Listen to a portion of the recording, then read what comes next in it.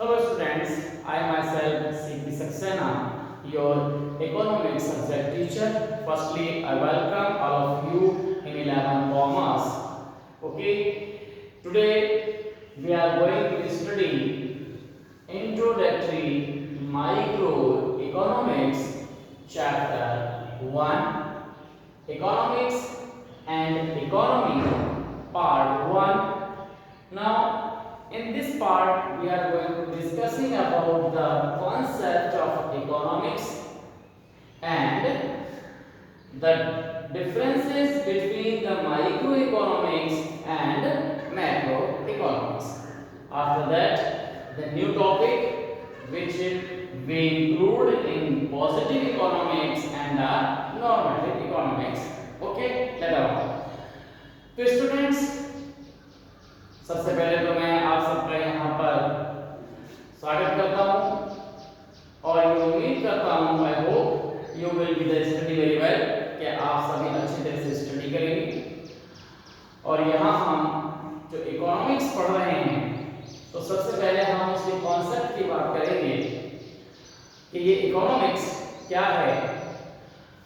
तो dear students, ये जो इकोनॉमिक्स आपने ऑप्ट किया है तो ये इकोनॉमिक्स आपने क्यों ऑप्ट किया हुआ है इसके बारे में हम थोड़ा सा डिस्कस करेंगे। तो स्टूडेंट्स, ये जो इकोनॉमिक्स सब्जेक्ट है एक्चुअली ये ह्यूमन बिहेवियर को डिफाइन करता है, उसके नेचर को डिफाइन करता है। और ये इकोनॉमिक्स एकमात्र ऐसा का सब्जेक्ट है जो आज की जो आप कंटेम्परेरी कंडीशंस कहते हैं उनमें ह्यूमन बीइंग को अपने सर्वाइव के लिए फिट करता है, उनको अच्छा बनाता है। तो यही बात हमारे पास यहाँ इकोनॉमिक्स सब्जेक्ट के साथ है। अगर अभी स्टेज में देखें यानी कि हम पहले के समय में देखें तो इकोनॉमिक्स एक सेपरेट सब्जेक्ट नहीं था, ये पॉलिटिकल जो सब्जेक्ट था उसी में ही इंक्लूड था, वहीं पर ये पढ़ा जाता था।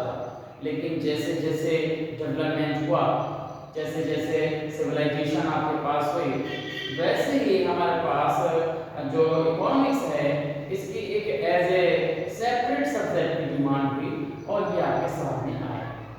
ओके, इकोनॉमिक्स सब्जेक्ट में जो हम कह सकते हैं कि इसके जो फाउंडर हैं, अगर हम वर्ल्ड की इकोनॉमी कहें, आज की इकोनॉमी में हम कहें कि जो वर्ल्ड में जो इकोनॉमिक्स में जो कंट्रीब्यूशन है वो सबसे ज्यादा किसका है, तो हम ये बहुत मतलब दावे के साथ तो नहीं कह सकते, लेकिन फिर भी हम यहाँ कह सकते हैं कि इसके जो फाउंडर हैं वो एडम स्मिथ हैं। मतलब हम ये कह सकते हैं कि फादर ऑफ मॉडर्न इकोनॉमिक्स वो हमारे एडम स्मिथ हैं।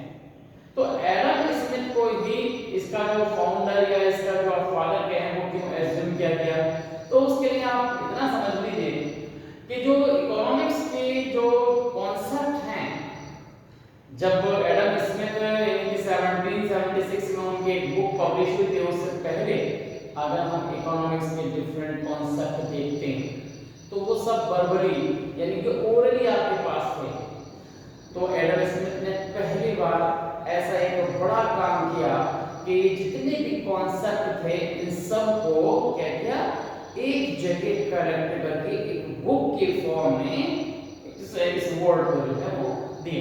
तो जिसकी वजह से जो हम ये कह सकते हैं कि बहुत बड़ा कंट्रीब्यूशन है उनका इस इकोनॉमिक्स में, तो इस कंट्रीब्यूशन के लिए हम कह सकते हैं कि उन्हें जो मॉडर्न इकोनॉमिक्स है उसका फादर कहते हैं।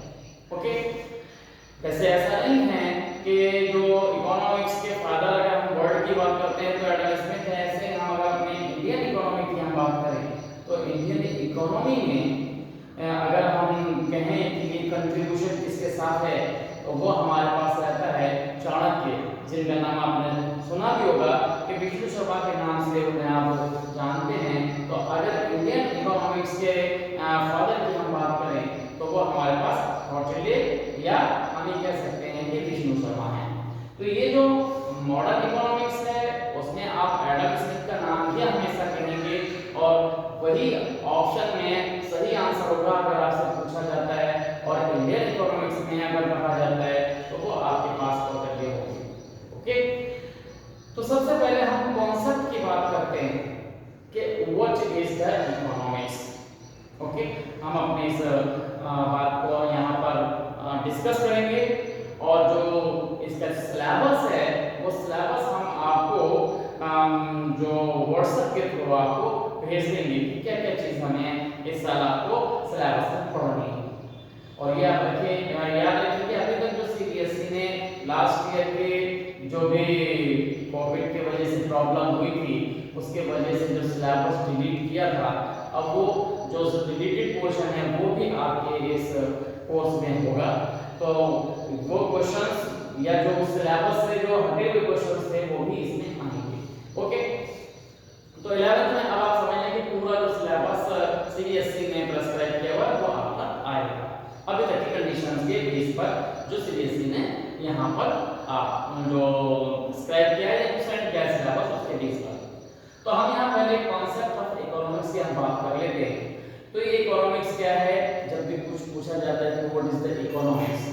तो देखिए इकोनॉमिक्स जो एक सब्जेक्ट है, इस सब्जेक्ट की स्टडी सभी करते हैं, चाहे वो आपके पास पुअर हो, रिच हो, मतलब छोटा हो या बड़ा हो, कोई भी पर्सन हो, इकोनॉमिक्स को वो अपने डेली लाइफ में यूज करता है।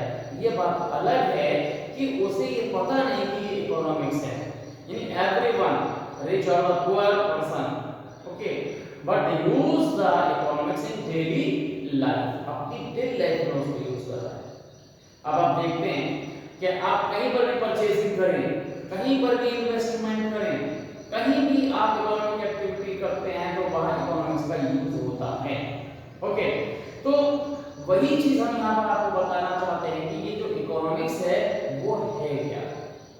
देखिए इकोनॉमिक्स का मीन आप ऐसे समझ लीजिए कि इकोनॉमिक्स एक रैशनल मैनेजमेंट है। अब रैशनल मैनेजमेंट का मतलब आप कह सकते हैं कि ऑप्टिमम हमारे पास जो आप समझ लीजिए कि जो रिसोर्सेज हैं, रिसोर्सेज मतलब आप समझ लीजिए हर व्यक्ति के पास रिसोर्सेज अलग होते हैं। यहाँ पर हम कह सकते हैं कि रिसोर्सेज हर पर्सन के पास कम ही होते हैं और इस कमी को हम स्कैर्सिटी बोल देते हैं। तो रिसोर्सेज की स्कैर्सिटी हमेशा होती है, चाहे वो इंडिविजुअली हो या फिर वो आपके कंट्री बेस पर हो। तो हर कंट्री में रिसोर्सेज जो है स्कैर्स हैं, रिसोर्सेज की कमी है, और इंडिविजुअल्स के पास भी रिसोर्सेज की कमी है। तो ये जो हमारे पास रिसोर्सेज जो कम है, इन रिसोर्सेज को यूज करके हम अपने जो वेलफेयर है या अपना जो सेटिस्फैक्शन है या अपना जो डेवलपमेंट है वो सबको हमें अच्छी तरह से करना होता है। तो मतलब एक तरफ तो आपके रिसोर्सेज कम है और दूसरी तरफ आपको पूरी तरह से अपने आप को ग्रो करना है। तो यहीं पर जो इकोनॉमिक्स है क्या करता है, आपको ये बताता है कि हम अपने जो स्केयर रिसोर्सेज हैं उनको हम कैसे यूज करें, कैसे हम उनको मतलब सबसे अच्छी तरह से यूज में लाएं कि जिसके वजह से हमें क्या हो, ज्यादा से ज्यादा हमारे पास इकोनॉमिक गेन हो, हमें सबसे ज्यादा क्या हो, फायदा हो। तो यहाँ हमारे पास जो इकोनॉमिक गेन है ये इंपॉर्टेंट होता है। ओके, और ये जो हम इकोनॉमिक गेन है वो हम इंडिविजुअल लेवल पे भी लेना चाहते हैं और ये हम कंट्री लेवल पर भी लेना चाहते हैं। तो कैसे लेते हैं वही हमारे पास रिलेशन हमारे पास बताता है इकोनॉमिक्स। तो इकोनॉमिक्स को हम डिफाइन करते हैं मोस्टली क्या बोलते हैं कि क्या है कि एक ऐसे जो हमारे रिसोर्सेज जो स्केयर रिसोर्सेज हैं उनका ये रैशनल मैनेजमेंट है।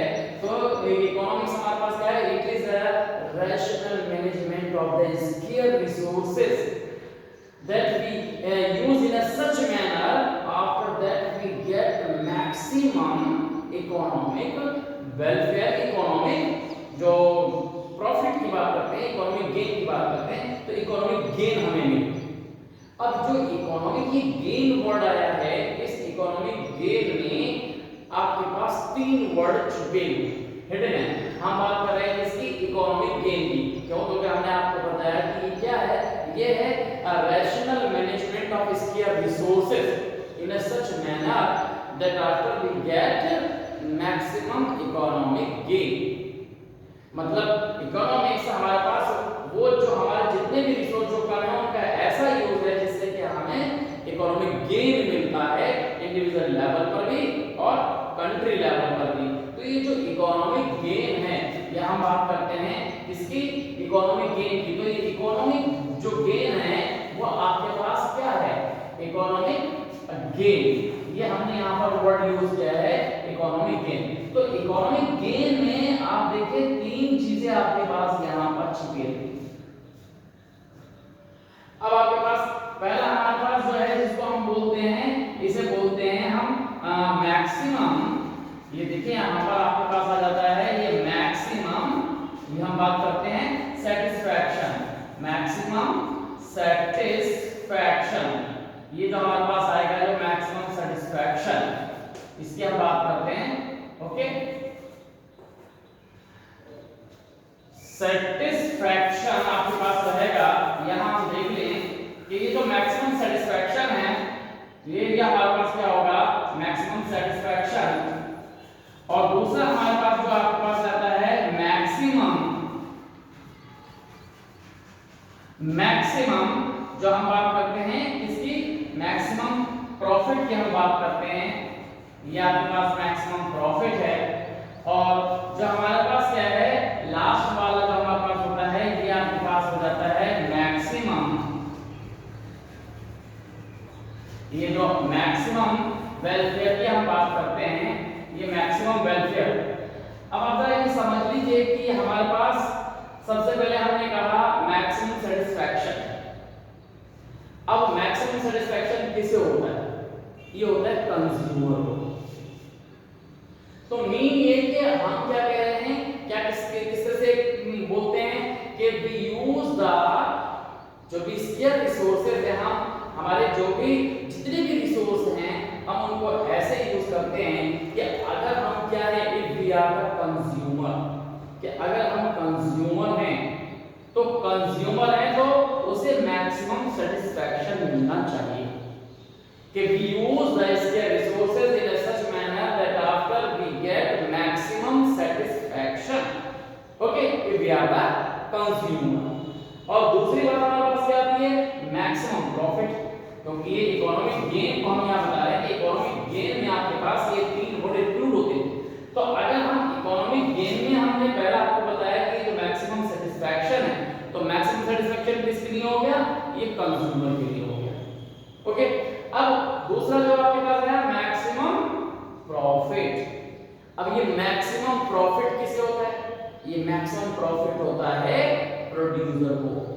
देखिए अगर हम बात करते हैं इकोनॉमी में आपके पास, तो पूरे में आपके पास एक कंज्यूमर होता है, एक प्रोड्यूसर और एक तीसरा हमारे पास जो मतलब फैक्ट जो आपके पास क्या होता है सेक्टर होता है, वो हमारे पास क्या होता है, वो गवर्नमेंट होता है। तीन जो हमारे पास है तीनों को यहाँ पर डिफाइन करते हैं, ये जो इकोनॉमिक्स का बेस है इसके लिए। तो देखिए पहला आपने पढ़ लिया कि जो मैक्सिमम सेटिस्फैक्शन होना चाहिए if we are the consumer, और दूसरा हमारे पास क्या है कि if we are the producer, हम क्या कर रहे हैं, प्रोडक्शन कर रहे हैं। तो हमारा टारगेट रहता है कि प्रोडक्शन जो हो मैक्सिमम हो। अगर मैक्सिमम होगा तभी हम ये मैक्सिमम प्रॉफिट ले पाएंगे। तो मैक्सिमम प्रॉफिट हमें कैसे मिलेगा कि हम ज्यादा से ज्यादा क्या करें, प्रोडक्शन करें विद द मिनिमम कॉस्ट। तो जितने भी रिसोर्सेज हैं अगर उन रिसोर्सेज को हम यूज करके क्या करें, मैक्सिमम प्रोडक्शन करें तो हमें मैक्सिमम प्रॉफिट मिल जाएगा। तो यही हम बात करते हैं कि we use the resources in a such manner that after the produce क्या प्रोडक्शन जो है वो क्या हो, मैक्सिमम प्रोडक्शन हो।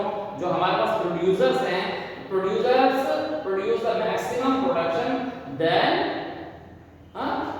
Producers get maximum profit. कि जो प्रोड्यूसर्स हैं वो आपके पास ज्यादा से ज्यादा क्या कर सके, फायदा उन्हें हो सके, उन्हें मैक्सिमम प्रॉफिट हो सके। क्योंकि आपके पास क्या हो जाएगा, दूसरा आपका कंपोनेंट जो इकोनॉमिक गेन में आपके पास आया। अब तीसरा हमारे पास आता है क्या, मैक्सिमम वेलफेयर। अब देखिए ये जो मैक्सिमम वेलफेयर है, ये मैक्सिमम वेलफेयर कौन करता है, ये करता है कंट्री का जो हमारे पास तीसरा सेक्टर है, यानी कि हमारे पास होता है गवर्नमेंट सेक्टर, यानी ये सेंट्रल अथॉरिटी होती है कंट्री। तो यहाँ अगर हम क्या हैं कि अगर हम गवर्नमेंट हैं तो हमारा जो पर्पस है, हमारा जो एम है वो क्या होता है, वो एम होता है ज्यादा से ज्यादा यानी मैक्सिमम वेलफेयर, यानी वेलफेयर का मतलब है भलाई करना, कल्याण करना, कंट्री की डेवलपमेंट की बात करना। मेन ये कि जैसे कि एजुकेशन कंट्री में देना, रोड्स को बनवाना, ये सब जो हेल्थ है उसको आपको देना, एजुकेशन है आपका, हेल्थ है आपके पास जो कंस्ट्रक्शन है, मतलब जो चैरिटीज है ये मैक्सिमम होनी चाहिए। तो ये कौन करेगा, ये गवर्नमेंट करेगा। तो इसका मतलब है कि इकोनॉमिक्स में आपने समझ लिया कि अगर आप क्या होते हैं, कंज्यूमर को मैक्सिमम सेटिस्फेक्शन होता है, आपको मिलना चाहिए, अगर प्रोड्यूसर है तो मैक्सिमम प्रॉफिट होना चाहिए, और अगर आप क्या है कंट्री में, देश की अगर सरकार है, गवर्नमेंट है, तो आप कैसे अपने रिसोर्सेज को यूज करते हैं, इस तरह से करेंगे कि आपका जो वेलफेयर है कंट्री का वो मैक्सिमम हो जाए। तो अगर इस बेस में हम एक कॉन्सेप्ट की बात करते हैं इकोनॉमिक्स की, कि इकोनॉमिक्स है क्या, तो सीधी सी बात आप ये कह सकते हैं कि हम यहाँ पर जनरल टर्म्स में कह सकते हैं कि everything is economics, by which we learn how we spend our minimum assets, यानी यूज द जो इसके रिसोर्सेज उन्हीं की बात कर रहे हैं कि आफ्टर दैट वी क्या करते हैं, जो रिसोर्सेज है उनको कैसे आप खर्च करते हैं, कि देन आफ्टर कि if we are the consumer, if we are consumer then we get maximum satisfaction, if we are the producer then we get the maximum profit, and if we are the central authority of the government or the central authority of the country, it means government, then we provide the maximum welfare to the society। तो इस तरह से हमारे पास जो economics है वो हमें ये बताता है कि हम अपने रिसोर्सेज को इस तरह से यूज करते हैं कि जिससे हम क्या कर सके, कंज्यूमर हैं तो हमारे पास सेटिस्फेक्शन ज्यादा से ज्यादा हो, प्रोड्यूसर हैं तो प्रॉफिट ज्यादा से ज्यादा हो, और अगर हम गवर्नमेंट हैं तो हम देश की भलाई ज्यादा से ज्यादा कर सकें। और वही हम इंडिविजुअल्स के बात करते हैं, हम हैं, आप हैं, हम भी कैसे यूज करते हैं। अगर हम क्या करते हैं, कोई भी परचेसिंग करते हैं तो हम क्या करते हैं कि अपने पास जो भी मतलब मनी है, पैसा है, उसको हम कैसे करते हैं, हम चाहते हैं कि हमारे पास कम से कम खर्च हो और हमें जो मिलने वाला जो सेटिस्फैक्शन है वो ज्यादा से ज्यादा हो। तो वही सिस्टम आप देखते हैं कि आप परचेसिंग का जो एक पैटर्न है वो कंटिन्यू किस तरह का है आपके पास, कि आप देखते हैं कि बार्गेनिंग मार्केट में होती है। क्यों होती है, क्योंकि कंज्यूमर अपने रिसोर्स को कम से कम खर्च करना चाहता है और ज्यादा से ज्यादा उससे सेटिस्फैक्शन लेना चाहता है। वही सोर्स वो जो आपके पास प्रोड्यूसर है वो यूज करता है कि कम से कम खर्चे पे ज्यादा से ज्यादा प्रोडक्शन कर सके, और वही आपके पास गवर्नमेंट का टारगेट रहता है। तो इस तरह से आपके पास क्या होगा, ये इकोनॉमिक्स होगा आपके पास। हम सीधे सीधे इसको डिफाइन मैथमेटिकली कह सकते हैं कि इकोनॉमिक्स क्या है आपके पास, what is economics, economics is a relation between the जो ह्यूमन, जो आपके पास क्या है, अगर जो भी गेन है और जो आपके पास यूज है resources, it is a relation between the square resources and the maximum output. तो जो मैक्सिमम आउटपुट है तो वो आपके पास क्या होता है, सारी चीजें जो आप गेन करना चाहते हैं, और मिनिमम आपके पास क्या है, जो स्पेंडिंग एक्सपेंडिचर आप करते हैं उनका, तो it is a mathematical relation कह सकते हैं, it is a relation between the minimum expenditure and the maximum output. तो इस तरह से मैथमेटिकली इसको आप ऐड भी कर सकते हैं। तो ये आपके पास क्या हो गया, ये आपके पास हो गया इकोनॉमिक्स। तो देखिए ये जो इकोनॉमिक्स होता है वो सब्जेक्ट मटेरियल है, तो सब्जेक्ट के अंदर आपको ये सिखाता है कि किस तरह से हम अपने रिसोर्सेज को यूज करते हैं। ओके, ये हर व्यक्ति करता है। आप देखें दुनिया का अमीर है, गरीब है, कोई भी, सब इकोनॉमिक्स का यूज कर रहे हैं, लेकिन अपने अपने तरह से करते हैं। तो ये आपको समझ में आ गया। ओके, अब हमारे पास आता है दूसरा जो वर्ड हम कह सकते हैं इसी इकोनॉमिक्स में रिलेटेड, अभी आपने ये पढ़ा इकोनॉमिक्स। अब दूसरा हमारे पास क्या आ जाता है, जिसे आप बोलते हैं इकोनॉमी। ये हमारे पास हम एक यहाँ वर्ड लिख दें कि ये क्या है, इकोनॉमी। देखिए ये जो इकोनॉमी है वो आपका अलग टर्म है और इकोनॉमिक्स है वो अलग इकोनॉमिक्स आपके पास क्या हो गया, ये सब्जेक्ट मटेरियल हो गया। और ये जो हमारे पास क्या है, इकोनॉमी। अब ये इकोनॉमी जो है हमारे पास क्या है, एक रीजन है। अब रीजन का मतलब आप समझ सकते हैं कि एक प्लेस है, ज्योग्राफिकल प्लेस कह सकते हैं इसे, बाउंड्रीज कह सकते हैं। मतलब आप समझ लीजिए कि एरिया आप कह सकते हैं कि ये जो इकोनॉमिक्स है ये आप समझ लो कि इस तरह से आपके पास एक जो बाउंड्रीज है, एरिया है, और इसके अंदर बहुत सारे जो लोग हैं वो यहाँ पर रह रहे हैं, ये सारे लोग रह रहे हैं। अब यहाँ पर जो रहने वाले हैं वो कौन है, यहाँ पर फार्मर भी हैं, साथ इसके अंदर टीचर्स भी हैं, इसमें शॉपकीपर भी हैं, ट्रेडर्स भी हैं, बिजनेसमैन, ये सब कह सकते हैं। ये एक रीजन है, यहाँ पर ये सारे लोग रह रहे हैं। ओके, अब जो इकोनॉमी है क्या है कि ये क्या है कि रीजन और the boundary in which the all individuals, जितने भी इंडिविजुअल्स हैं, perform their economic activities for survival. तो अब जैसे यहाँ पर आप देखिए, यहाँ पर आपके पास क्या है, ये आपके पास फार्मर, यहाँ पर या फार्मर, ये लेफ्ट साइड में का ये फार्मर है आपके पास, ये आपके पास यहाँ पर टीचर भी है आपके पास, यहाँ पर डॉक्टर भी है आपके पास, यहाँ पर आपके पास क्या है, बिजनेसमैन भी है आपके पास, यहाँ पर एक साइंटिस्ट भी है आपके पास, ये सब लोग हैं यहाँ पर। अब ये सब क्या करते हैं, अपने अपने इस एरिया के अंदर अपनी इकोनॉमिक एक्टिविटीज क्या कर रहे हैं, परफॉर्म कर रहे हैं। तो डेली अगर फार्मर है तो अपने फील्ड पर जा रहा है, टीचर है तो स्कूल जा रहा है, बिजनेसमैन है तो अपने शॉप पर या जो इंडस्ट्रियल सेक्टर वहां जा रहा है, डॉक्टर है तो हॉस्पिटल या क्लिनिक पर जा रहा है, रिसर्च है जो स्कॉलर जो हमारा साइंटिस्ट है वो रिसर्च के लिए अपने इंस्टीट्यूट जा रहा है। ये सब क्या कर रहे हैं, ये सब इकोनॉमिक एक्टिविटीज कर रहे हैं। तो ये जितनी भी इकोनॉमिक एक्टिविटीज जिस जगह करते हैं वो एरिया ही आपके पास इकोनॉमी कहलाता है। और यही रीजन है कि हर जगह की जो इकोनॉमी है वो अलग अलग होती है। ओके, अब जैसे मान लीजिए आपके पास क्या है, मझोला की इकोनॉमी है, तो मझोला की इकोनॉमी अलग होगी खटीमा की इकोनॉमी से।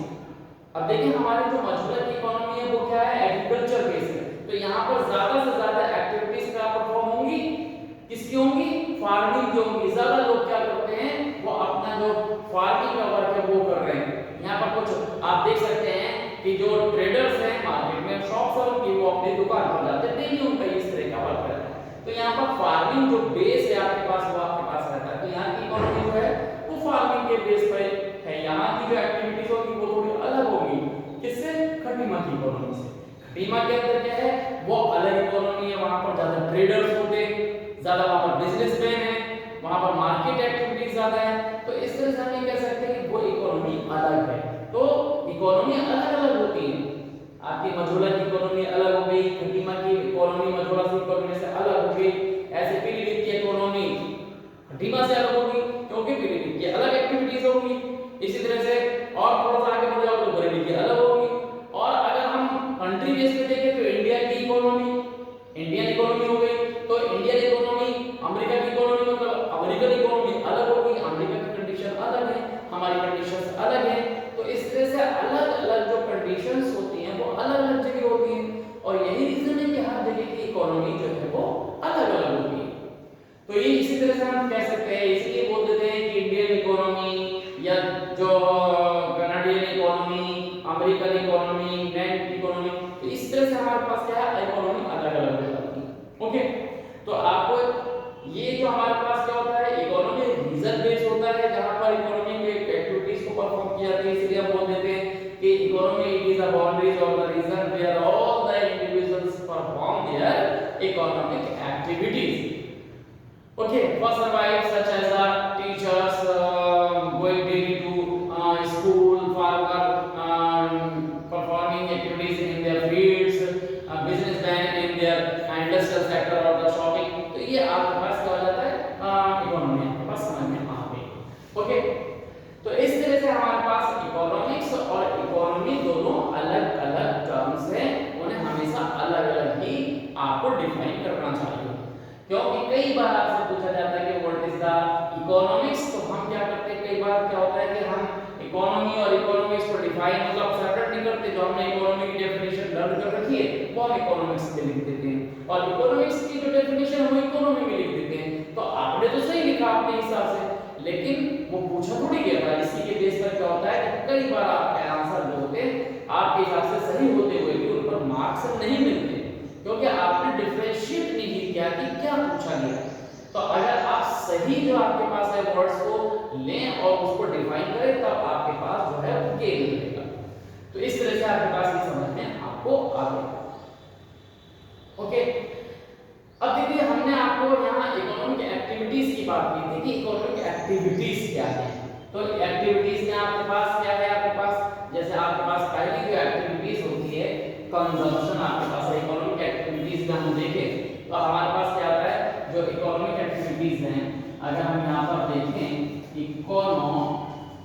ये हम इकोनॉमिक जो हम एक्टिविटीज की हम बात करते हैं एक्टिविटी, तो इकोनॉमिक जो हमारे पास एक्टिविटीज हैं वो हमारे पास क्या होगी, आप इन्हें आप देखें इकोनॉमिक एक्टिविटीज में सबसे पहले आपके पास अगर हम पहले नंबर पे देखें तो ये आपके पास कंजम्पशन आ जाता है। क्या आता है, ये कंजम्पशन, ये आपका क्या होगा कंजम्पशन। अब ये कंजम्पशन क्या है, अब कंजम्पशन का मतलब आप ये समझ लीजिए कि कंज्यूमर से रिलेटेड है। कंजम्पशन हम क्या करते हैं, किसी भी आर्टिकल को जब यूज करेंगे तो हम क्या करते हैं, उसको कहते हैं कि हमने उसे कंज्यूम किया, और उस कंज्यूम करने के बाद अगर हमें कोई सेटिस्फैक्शन मिल जाता है तो वो आपके पास कंजम्पशन कहलाता है। ओके, तो कंज्यूमर हमेशा उसको वो क्या करता है, कंजम्पशन करता है, यानी परचेजिंग करता है, उनको यूज करता है, तो वो कंजम्पशन आपके पास हो जाती है। इकोनॉमिक एक्टिविटीज में आ जाता है कि कंजम्पशन क्या है, कि when the consumer get satisfaction directly after using the article, कि कोई भी आर्टिकल को या कमोडिटी को यूज करने के बाद अगर उसे कोई सेटिस्फैक्शन मिलता है तो वो कंजम्पशन है। ऐसे आपके पास यहाँ पर देखिए ये सेकंड नंबर पे आप यहाँ पर क्या कह सकते हैं, ये कंजम्पशन हो गया। ये प्रोडक्शन आपके पास, ये भी क्या है आपके पास, ये जो प्रोडक्शन है, अगर हम इसकी बात करें तो ये प्रोडक्शन आपके पास क्या है, ये प्रोडक्शन भी इकोनॉमिक एक्टिविटीज है।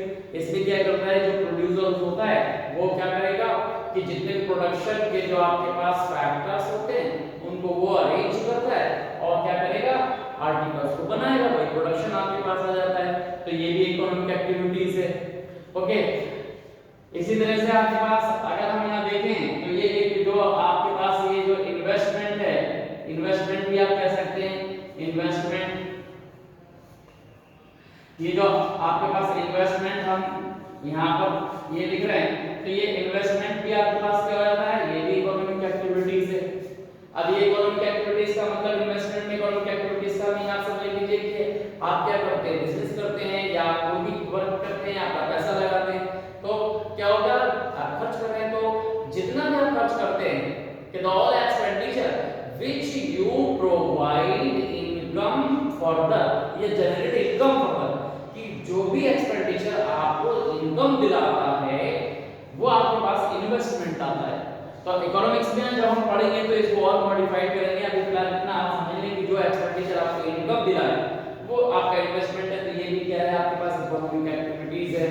इसी तरह से आपके पास और भी इकोनॉमिक एक्टिविटीज में आप क्या लिख सकते हैं, एक आपके पास डिस्ट्रीब्यूशन, ये आपके पास क्या है, ये डिस्ट्रीब्यूशन आपके पास हम बोलते हैं डिस्ट्रीब्यूशन, ये भी आपके पास क्या है, ये आपके पास डिस्ट्रीब्यूशन, तो ये भी इकोनॉमिक एक्टिविटी है। अब डिस्ट्रीब्यूशन का मीनिंग है कि आप समझिए कि जब प्रोडक्शन होता है तो उसके अंदर बहुत सारे लोग लगे रहते हैं, तो उसके अंदर हर क्लास का लोग है, लेबर क्लास भी है, जो आपके पास एक क्लरिकल है, जो आपके पास एक ग्रुप है, क्लरिकल स्टाफ भी आपके पास होता है, बहुत सारे लोग होते हैं जो आपके पास जो लेबर क्लास भी आपके पास होता है, ऑफिसर क्लास भी होता है। तो इन सबको जो है इनकम जनरेट होती है, तो अलग अलग जो ग्रुप है उनको इनकम कैसे मिलती है, इनकम को जो हम बंटवारा करते हैं, जो इसी को हम बोलते हैं डिस्ट्रीब्यूशन है। इसी के साथ और भी आपके पास है जिससे हम क्या बोल सकते हैं, एक्सचेंज हो सकता है, बैलेंस ऑफ पेमेंट का बात करते हैं, ये सब इकोनॉमिक एक्टिविटीज है। तो आपसे अगर पूछा जाता है कि right any two economic activities, तो आप इसको लिख सकते हैं। ओके, तो ये हमारे पास क्या आ जाएगा, इकोनॉमी आ गया आपके पास, एक कांसेप्ट ऑफ इकोनॉमिक्स हो गया आपके पास, इकोनॉमी हो गई, इकोनॉमिक एक्टिविटीज आपके पास हो गई। फिर इसके बाद आपके पास जो ये यहाँ पे पढ़ लिया, इसके बाद आता है ये आपके पास माइक्रो इकोनॉमिक्स और ये मैक्रो इकोनॉमिक्स।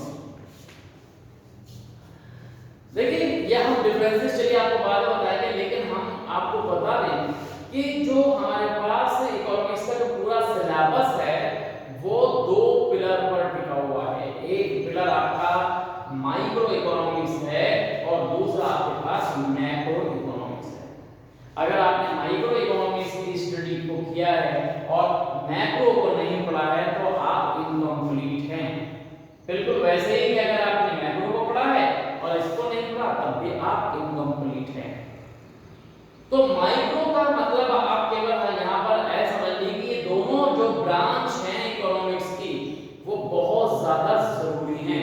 तो यहाँ पर जो हम यहाँ पर माइक्रो इकोनॉमिक्स और जो मैक्रो इकोनॉमिक्स है वो हम यहाँ पर अभी केवल एक जो उसका टर्म है उसके बेस पर हम यहाँ समझा लेते हैं कि माइक्रो जो है वो ग्रीक लेटर से आपके पास लिया गया है। माइक्रो स्मॉलर या जो आपके पास स्मॉल वैल्यू को डिफाइन करता है और जो मैक्रो है वो आपके पास लार्ज को डिफाइन करता है।